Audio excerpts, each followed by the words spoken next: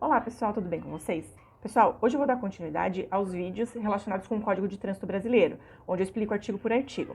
Hoje eu vou falar exatamente sobre o Sistema Nacional de Trânsito de uma forma bem ampla, só para vocês terem uma pequena noção de como que ele funciona. Afinal de contas, esses meus vídeos são mais direcionados não para os especialistas, mas sim para os condutores leigos do dia a dia, tá? Então só para vocês saberem como que funciona, para que serve cada um desses órgãos, ok? Então fica até o fim do vídeo.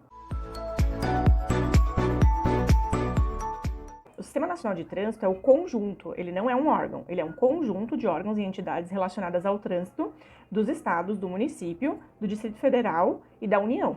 Então, o principal objetivo do Sistema Nacional de Trânsito é que cada órgão cumpra a sua função para que haja fluidez, conforto, segurança, educação, defesa ambiental e ele fiscaliza o cumprimento de toda a legislação de trânsito. E ele também tem o objetivo de fazer com que os órgãos tenham uma comunicação um entre o outro para que cada um saiba o que está acontecendo dentro daquele município, estado, na União, ou coisa nesse sentido. Os órgãos eles são separados em órgãos normativos e órgãos executivos. Normativos são aqueles que fazem as normas de trânsito. Os órgãos de trânsito normativos, eles são conselhos. Sempre vai começar com a letra C. Nós temos o CONTRAN, que é o Conselho Nacional de Trânsito, nós temos o CETRAN, que é o Conselho Estadual de Trânsito, e o CONTRANDIF, que é o Conselho de Trânsito do Distrito Federal. O CETRAN e o CONTRANDIF é a mesma coisa, mas um no estado e outro no Distrito Federal. O CONTRAN é o órgão máximo de trânsito. Ele é que estabelece toda a política do Programa Nacional de Trânsito. Ele é o coordenador do próprio Sistema Nacional de Trânsito. Além disso, o CONTRAN é ele que estabelece as normas que existem no Código. Então, assim, o Código de Trânsito ele tem 341 artigos, divididos em 22 capítulos. Esses artigos, eles precisam de um regramento, de como é que ele vai funcionar. Então, por exemplo, existe lá o artigo relacionado com a velocidade. Então, nós temos tanto o artigo falando sobre qual é a velocidade das vias, e temos também o artigo falando sobre qual é a infração para o desrespeito a essa velocidade. Quanto à sinalização, deve ser respeitado alguns critérios. Esses critérios foram feitos pelo CONTRAN, através de resolução. A mesma coisa a fiscalização. A fiscalização também se dá através de resolução. Então, lá tem todos os critérios técnicos para que essa fiscalização ocorra. Então, olha só, nós temos quase 800 resoluções que o CONTRAN fez, fora resoluções que ainda existem, ainda estão em vigência, desde o Código anterior, antes de 1998, que é desde 1966 daí. Então, olha quanto tempo e quantas resoluções nós temos. O CETRAN e o CONTRANDIF, eles elaboram normas relacionadas com as suas atribuições. Por exemplo, o CETRAN aqui do Paraná estabeleceu alguma norma diferenciada através de resolução. Então, um exemplo, o CETRAN daqui do Paraná, ele criou uma resolução, estabeleceu que a infração por não transferência de veículo, de propriedade de veículo, no prazo de 30 dias, não vai ser uma infração que vai pontuar na carteira de habilitação da pessoa. Então, ele estabeleceu que isso é uma infração meramente administrativa e o condutor não vai perder a sua carteira, não vai precisar fazer de novo, nem ter a carteira suspensa por isso. Ele vai pagar a multa, mas não vai ter pontos no seu prontuário de condutor. Então, o CETRAN ele pode estabelecer regras diferenciadas de acordo com o estado daí. Aí, como eu falei, tem os órgãos executivos que cumprem e fazem cumprir a legislação. Primeiro, nós temos o DENATRAN. O DENATRAN, Departamento Nacional de Trânsito, é o órgão máximo executivo de trânsito da União. A competência dele é fazer com que os outros órgãos e os estados cumpram a legislação e a política do Programa Nacional de Trânsito que foi estabelecido pelo CONTRAN, fiscalizando o cumprimento e também estabelecendo algumas regras para esse cumprimento. Então, ele pode fazer portarias, deliberações, para poder dizer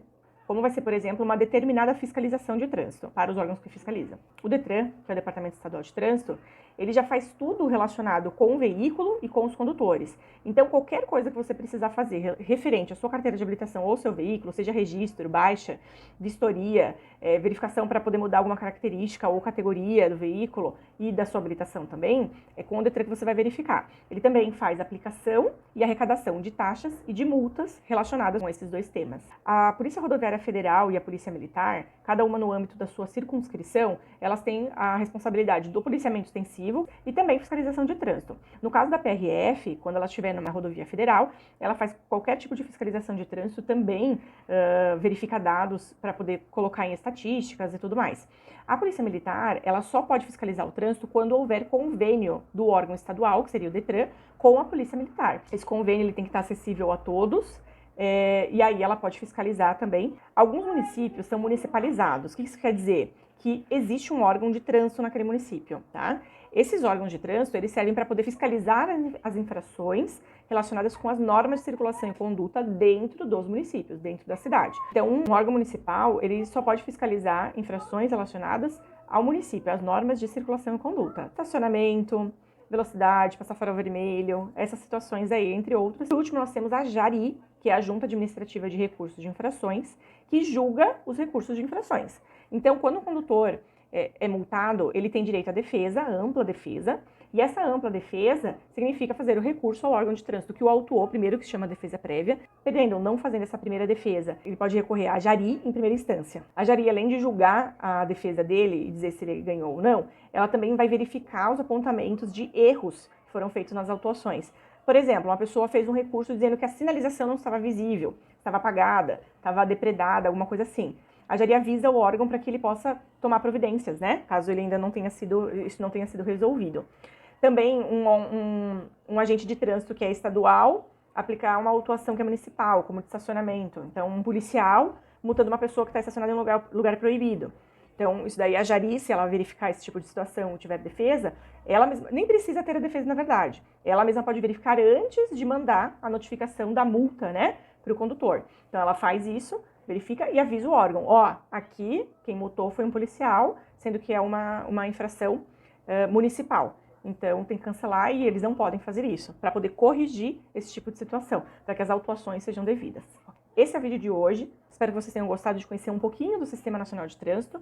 Claro que para conhecer melhor precisa se aprofundar e ler bem os artigos, que está lá no comecinho, no segundo capítulo do Código de Trânsito Brasileiro. De qualquer forma, curte o vídeo, compartilha para que mais pessoas tenham esse conhecimento. Comenta, deixa suas dúvidas. Não esquece de ativar o sininho para você ter todas as atualizações. Até o próximo vídeo e até mais!